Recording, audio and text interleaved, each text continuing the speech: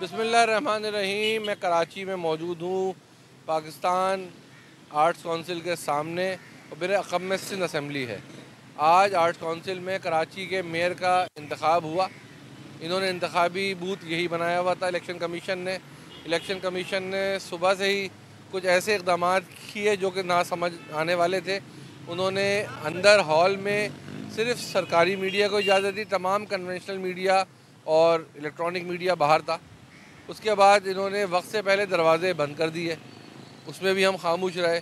پھر ہم نے دیکھا کہ جس جگہ کو انہوں نے کارڈن آف کروانا تھا پولیس سے، وہ کارڈن آف نہیں ہوئی، جو ایک بہت بڑے ہنگامے کا باعث بنی، جس میں لاٹھیاں، پتھر، ڈنڈے، ہاتھا پائی، مکے، گھوسے، لاتے سب کا استعمال ہوا۔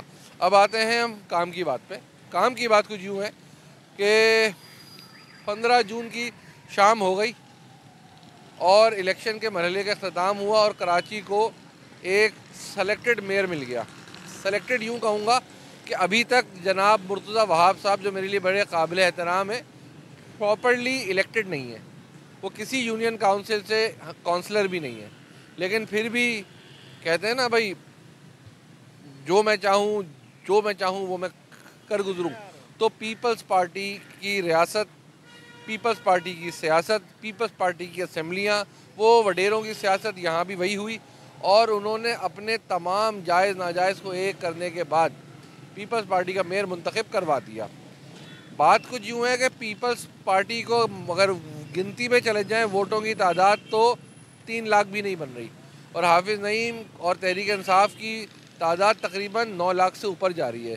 حافظ صاحب کو اکیلے میں جماعت اسلامی کو 7.5 لاکھ ووٹ پڑ چکے، لیکن پھر بھی اچنبے کی بات یہ ہے بھائی کہ میئر پیپلز پارٹی کا آ گیا۔ اب مرتضیٰ وہاب صاحب سے مخاطب ہوں گا، اس کے بعد حافظ نعیم صاحب سے بھی۔ پہلی بات یہ کہ بھائی اللہ آپ کو یہ میئرشپ مبارک کرے اور راس آئے، اور آپ اس کو برقرار بھی رکھ پائیں، کیونکہ دو ڈھائی مہینے میں شاید سندھ حکومت کا الیکشن، نئے آنے والے الیکشن کی طرف جائے گی، اور وہ خاتمہ ہو جائے گا۔ اب بات یہ ہے کہ آپ اس میئرشپ کو برقرار رکھ سکیں۔ پہلا مسئلہ بھائی یہ آئے گا مرتضیٰ بھائی کہ آپ شاید اعتماد کا ووٹ نہ لے سکیں اگر لینا پڑ جائے۔ دوسری بات، اگر کوئی کے ایم سی کا بجٹ پیش ہونا ہے تو وہ بھی آپ اتنی تعداد نہیں رکھتے کہ بجٹ پیش تو کر دیں گے لیکن آپ بجٹ کو پاس کروا سکیں۔ اس کے بعد جو عوامی خواہشات ہیں، عوامی امنگیں یہ ہیں کہ عوام مجموعی طور پہ پاکستان پیپلز پارٹی کو ریجیکٹ کر چکے ہیں کراچی سے۔ ووٹ نہیں ہے۔ کراچی 2 حصوں میں تقسیم ہے، کراچی شہری اور کراچی مضافاتی۔ جو مضافاتی علاقے جو آپ نے نئے گوٹ آباد کیے، آپ نے سیلاب کے دوران لوگوں کو لا کے بسایا اور ان کو شہریت دے کے، ان کو آئی ڈی کارڈ کا اجرا کروا کے، کچھ بھی کرا کے آپ نے گوٹ بنا دیا، اور ان کو ووٹ بھی مل گئے، اور وہ 6-6 ہزار 5-5 ہزار پہ آپ کی کانسٹیٹیونسیز ہے، اور جہاں پہ کراچی کی مقامی آبادی رہتی ہے وہاں پہ ایک حلقہ 50-50 ہزار تک پہ گیا ہوا ہے۔ بہرحال جو آپ نے کرنا تھا وہ آپ نے کیا۔ سیاسی جماعتیں شور مچا سکتی تھیں، انہوں نے شور مچایا، لیکن پھر بھی آپ نے کسی کی نہیں سنی اور آپ نے میئر لے آئے۔